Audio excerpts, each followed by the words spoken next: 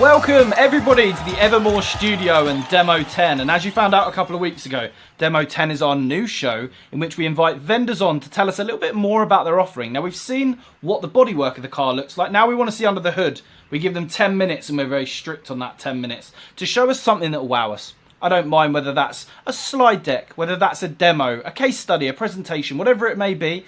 The 10 minutes is up to them how they use it. But first, to be able to have someone in the studio with me, I'm going to need to bring down the Screen of Wonder. So Screen of Wonder, join me in the studio right now. Thank you very much. And joining me on that screen via Superbike Hospitality, he's a fan of squash, meze platters, Ʇᴳ𝗱𝗁𝘀, as we awkwardly found out at the end of Vendor Spotlight, Series 2, Episode 3, linked around the screen right now. But, guess who's back? Back again. I don't know why I keep using hip-hop lyrics to introduce him, but he is the notorious Toby MacLachlan of Ignite Systems. Toby, welcome. Smash that like button. Oh, that's not where you were meant to do it. You've ruined it. Oh, sorry. How are you doing, Toby? Good to have you here. I'm very well, thanks, Ed. It's good to be back. Thank you for having me. It's good to have you back. So, there is quite the challenge ahead of you today, but now, I know. Before we get started, I want Casey, we need some atmospheric music, something orchestral, something swelling in the air of the studio, because now I need to get my money's worth and really rinse out the fact that I had to pay to get this little animation done, to bring out the timer at the bottom of the screen. So timer, here it comes. I mean, that was a bit anticlimactic, if we're honest, but never mind. Get 10 minutes on the timer for me, Casey, if you wouldn't mind. Thank you very much. Toby, are you ready?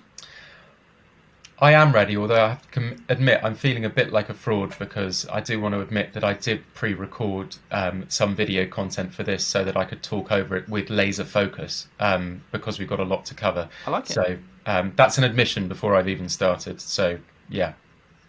I don't know how you feel about that. I like that. Yeah, okay. As we said at the start, 10 minutes, it's yours to use as you see fit, however you think you will best wow us. And if that is a video, then that is a video. And I'm even more excited now. I'm going to hold you to an even higher standard as a result of it, because you've got the nice pre-preparation. So, we have 10 minutes on the clock.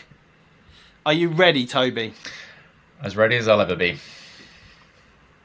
I'm going to press the button in 3, in 2, in 1, and they're off. Thanks, Ed. So, my company, Ignite, is a software provider of policy administration systems. So this means if you want to run a brokerage, you're going to need one of these. We do the end-to-end process, but I wanted to start by showing you some customer-facing sites.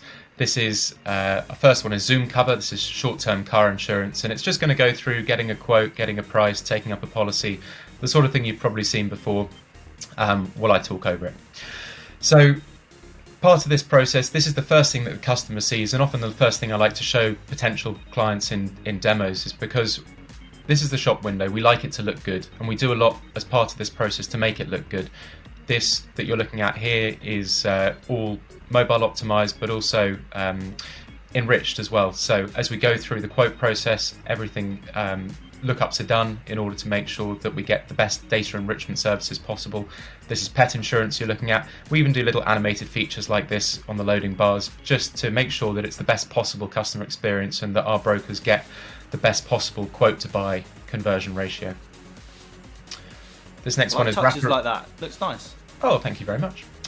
This next one is Wrapper Insure. This is motorhome insurance. So Ignite does a whole different set of products. You've seen short-term car insurance, pet insurance, and now here, motorhome insurance. So a whole variety of things, and you can go through editing things as you go through, as you'd expect. And once you've completed the question set, we've shown you 3 here. It goes through to get a premium for the customer that goes via Ignite's own rating engine as well. So a premium's displayed to the customer. You've got the option to pay in full or pay by installments. And it just switches here to a mobile view, so you can see, because over 50% of our customers the end customers come through on mobile these days. So having collapsible sections, making sure it's an enjoyable mobile journey is really key as well to that conversion. We do add-on products. They're very easy to configure within system, and they're a key revenue stream for our brokers as well. So here you can see, even on mobile, switching between different breakdown options, for example, and what they look like, selecting those as you go forward. those are the direct journeys. We also integrate with a lot of price comparison websites. This is one of the many integrations that Ignite has, so some big names there. And I wanted to show you this image here because this is the ecosystem of Ignite. There's a lot of connections, there's a lot of functionality here. I am going to zoom in on different sections as we go so we won't get lost. But at a high level, we do the digital front end side of things. We do the whole back office administration piece. We do a lot of telematics and Internet of Things. And the bit we're going to zoom in on now is data enrichment, because that's a really key part of what we do. So here you've got listed a number of providers that we use. So for things like credit scores, you've got companies like Experian, 𝗚𝗫𝗀𝗀, LexisNexis, but also DVLA lookups, sanctions checks, locate for address lookups, and my license, so that we can go and get convictions details and up-to-date license details from them. We use all of these at point of quote, and it's really critical for our brokers and for their insurers to make sure they're managing their clients properly and getting the best risks. Here are some logos of some insurers that we work with. It's not an exhaustive list, but it gives you an idea. So once a customer's bought a policy, they get a fully self-service customer portal where they can quote and buy, do all MTAs, cancel, renew, they can see their claims, and they can manage their account. A lot of people talk about self-service, being able to log in, get documents, that type of thing. This is genuinely full self-service. So here you see a dashboard for another one of our clients called 𝗱𝗱𝗀𝗀, and these are the sort of tiles of the different sections. And this is someone going in to manage their policy. You've got options to make a change, cancel, upgrade, and so forth. So if we're going through here to just to make a change, this is someone coming in, looking at their existing details as they go down the screen. They want to remove 𝗏𝑊aTs, that driver, of course. Why would you want 𝗏𝑊aTs on the policy? You pick your date and your reason, and we come back with a premium for that. And we also offer add-on products at this point, not only at MTA, but also post-sale as well. So once you've taken up a policy, you'll be offered the add-on products as well. We're always trying to increase the take-up rate of add-on products like this, and premium finance and the other things that do well for our brokers. So we're very keen on that customer journey. We borrow a lot from the price comparison websites in the way that we do that. What you're seeing here is an app, and this app is quite clever because it's born out of the dashboard that you just saw previously. It's what's called a progressive web app, so it sits as a little icon on a user's smartphone. Once they've bought a policy, they'll be invited to download the app, and you're just looking here at someone using the same functionality on their phone as they would have done on the portal. So making changes, looking at their quotes, they can even cancel their policy as they're doing here. We offer all functionality. You don't have to, and you'll notice the native controls there as well, clicking up as well. So it's very responsive, and it gives the right sort of that you can use swipe controls on here as well for add-ons. It's the sort of experience I think that customers expect these days. The final bit that we have integrated into that is claims as well, so you can see the status of claims within the portal. It really does cover all the bases. And this here is Yogi, the chatbot. So we have an integrated chatbot. It's called AI. It's the natural language AI. It allows you to ask questions of it and come back with responses that it helps you through to the different areas. And that's something we're working on as our roadmap. Apologies for the pace of this. I mean, it's exhausting, but keep up. There's a lot to cover. So this is the back office side of things. The back office is the real. I'm not going to spend too much time on this because a lot of policy administration sites, the back office does the same sort of thing. I'm assuming if people are interested, they can pause on that screen and have a look at actually what we do. But this is a view of the back office anyway of an Ignite test site. We've got a timeline up the top there, so you can see the new business, notes that have been done, MTAs, that sort of thing. And then you've got options to see things like correspondence that we're looking at here. It concatenates, nice word, all emails, notes, outbound documents, that type of thing for the customer. So you've got a full customer history, full customer management. I've just clicked into a particular document here. Again, we take pride in the documents. We want to make sure they look good. And I'm showing you here how we amend documents. So that document you looked at was a welcome letter. This, within the admin area, shows you the history of that document, who's edited it and when, and now how to edit that document. We made sure that all our documents are editable in Word, all our rates are editable in Excel. We feel people know Word and they know Excel, so here's me typing away, make any changes here. You save a version of this, I won't do it. You upload a new version of it, I won't do that because that would be silly.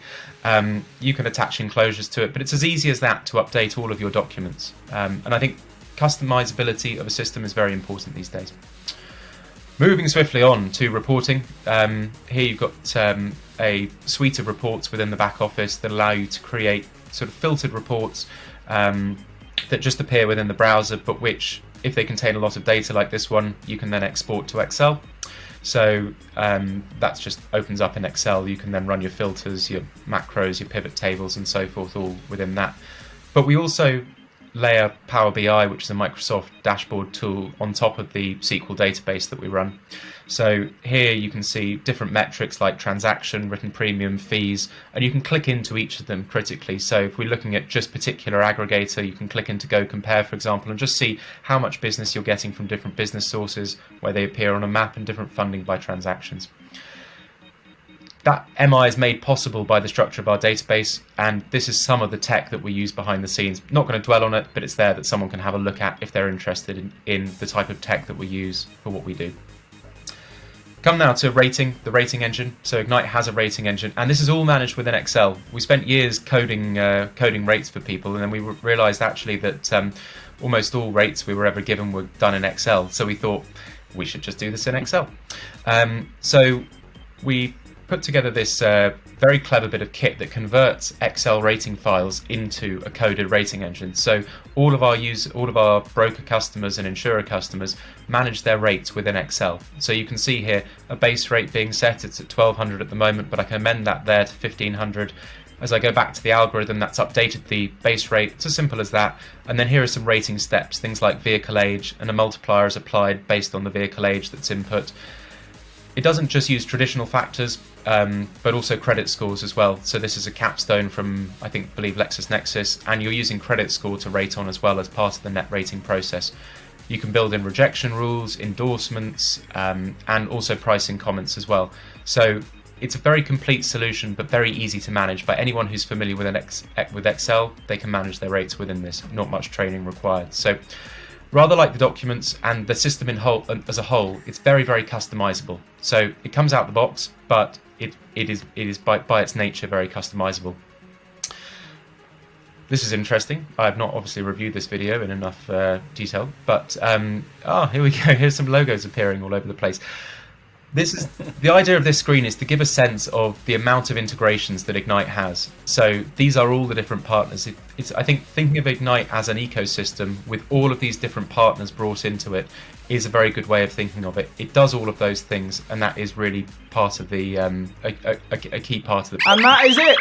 That is it, Toby. 10 minutes. Sorry to interrupt you, but that is your 10 minutes up. There's lights blaring and sounds going off and all sorts.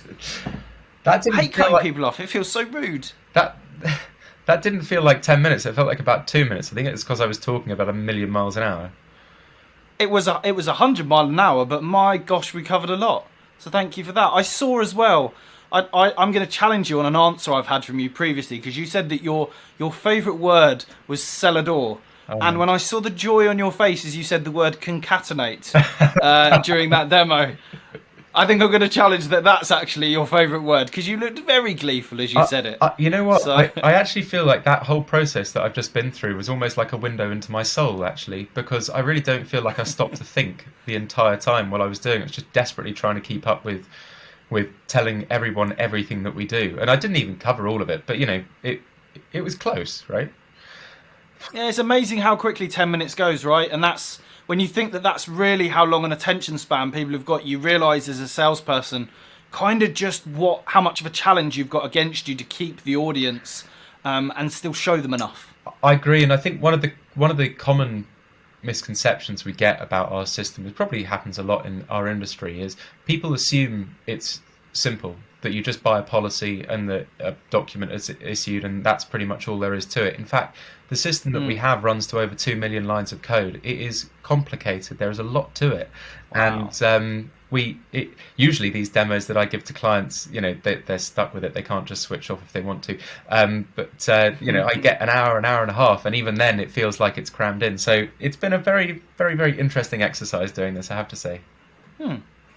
Good. Well, now we move on, and we're going to do a bit of role play. Don't worry, I'm not going to come in dressed like a fireman, or you don't need to get anything fancy on.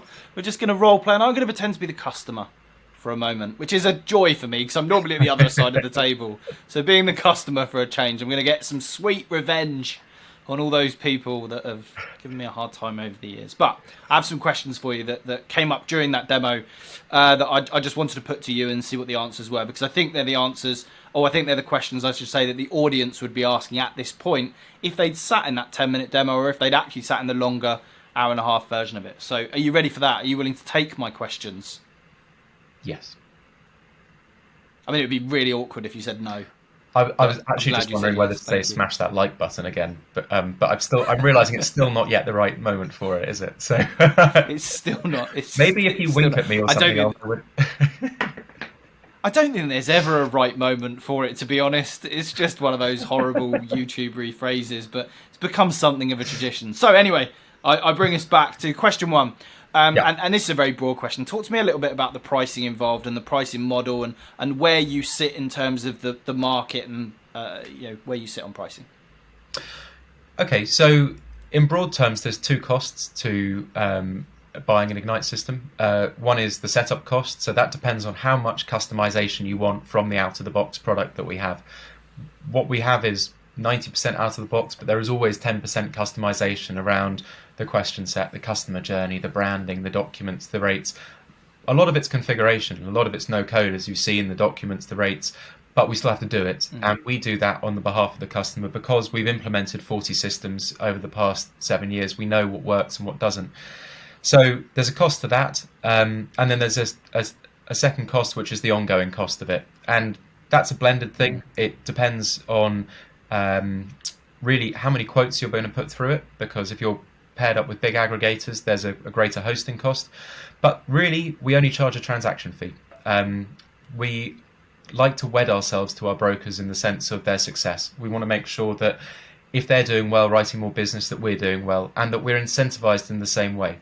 We used to be a license-based sort of bum-on-seat charge per user, but because we're so self-service and automated, we found that we were reducing the number of users we had rather than increasing them, which wasn't so good. And we didn't want to in seriousness, we didn't want to incentivize ourselves to try and make our brokers employ more staff unless they had to. So we changed our model entirely. We said this is going to be transaction based only. When they make money, we make money. So when a broker comes to us and proposes a project and says, we'd like to launch this product or we'd like to integrate with this new service, if it's going to improve their business, write more business, make them more efficient, then we're in. And we often do projects on a discounted or no cost or deferred cost basis because we can see for both parties our interests are aligned. Absolutely, yeah. I've never been a fan on the bums on seats version of it for exactly the reasons you allude to, which is it just doesn't drive the right behaviours within the customer or within me as the vendor. It kind of I want them to have as many people as possible, and they want to avoid having as many people as possible. Actually, what you really want is them to have loads of people because they're trading loads and loads of business. And it's working really well for them. So yeah, I've never been a fan of that. So you talked a lot about delivery there. Talk to me a little bit about the typical length of implementation that you would go through. Okay, so there's a number of phases to the process of setting up a new policy administration system. Sometimes people are setting it up from scratch. Sometimes they're doing it having a legacy system that they want to move off. Roughly it works the same way anyway, because you've still got to think through what you want. And so the first phase is what we call a discovery or scoping phase. And in that phase, we'll allocate a couple of experienced business analysts who worked on often dozens of these types of projects before to work through all the requirements in great detail. We get in a lot of detail. I mean, to really like every bit of help text for every question, every page of every document, every rate, every fee, every commission, the whole works. We list it all out. That process can be as quick as a week or two if the client really knows what they want, or maybe up to 6 or 8 weeks if there's a lot of back and forth and deciding and research and that sort of thing. So that can take some time.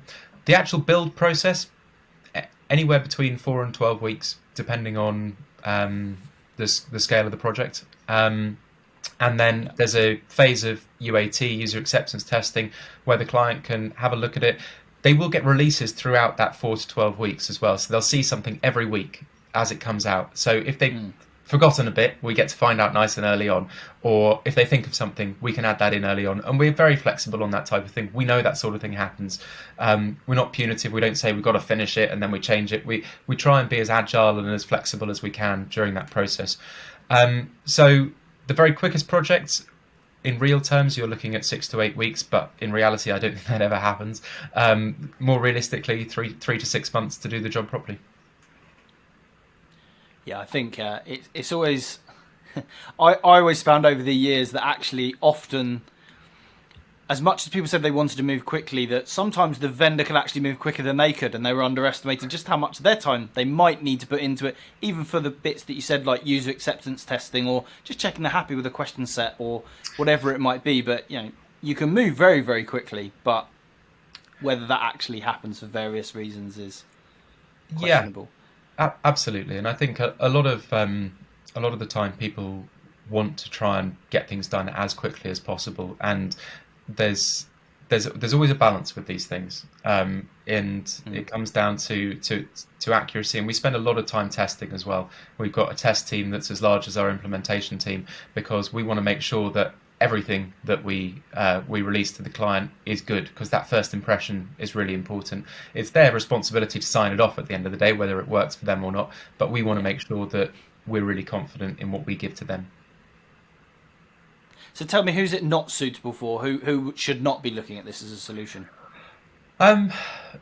We are quite specialist. This is a good question. So we're not suitable for open market brokers, ones that do bit of car, bit of van, bit of bike. There are good systems out there for that sort of thing. If you want to do that sort of more sort of high street broker style of business, then there are can I say names? I can say what I want. Can I say? Sure.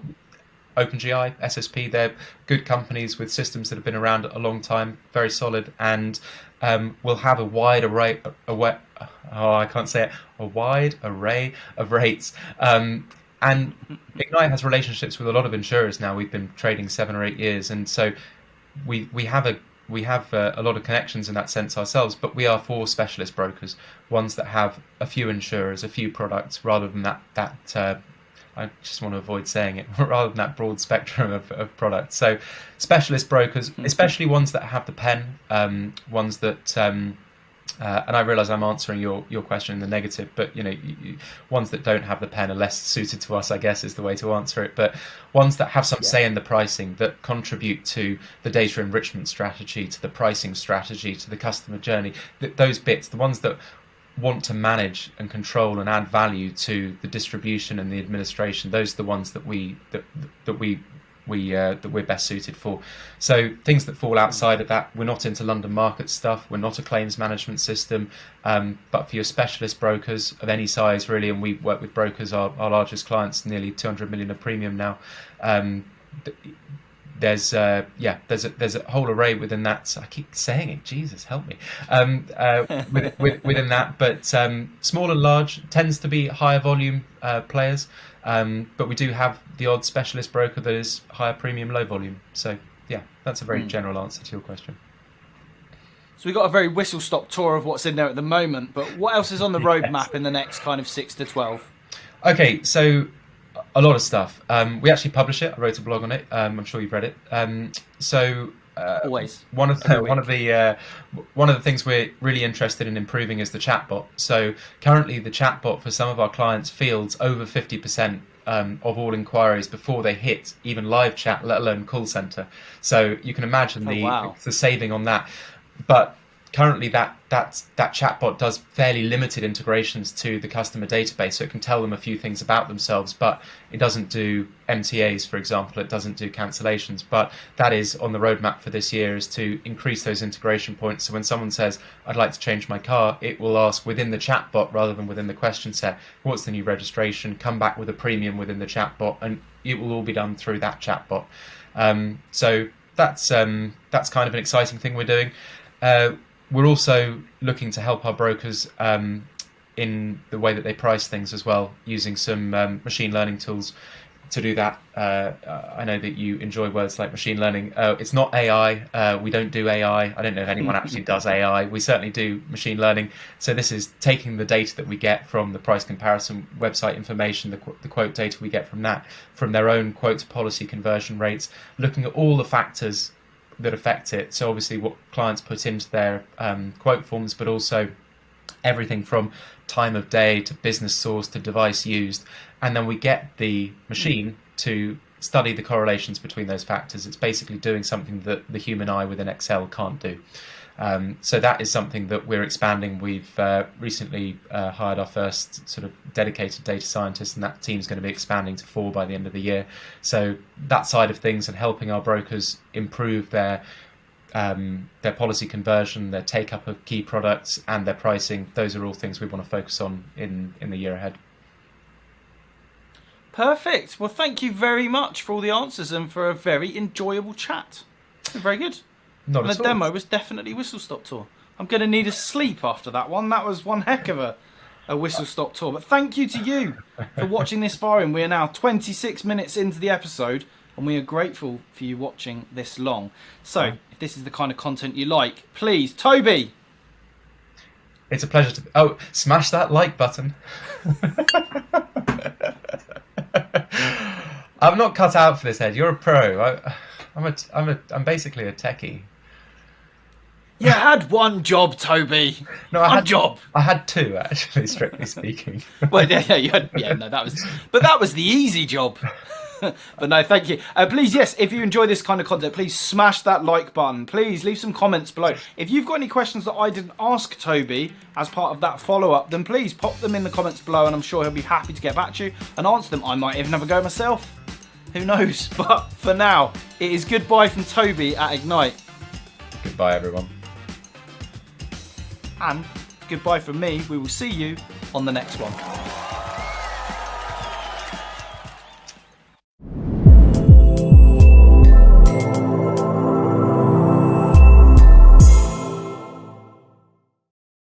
Well, you're a glutton for punishment, staying all the way to the end, but I really appreciate it. Now, if you want more content like this, please make sure to subscribe over here, somewhere. Am I anywhere near it? Not sure.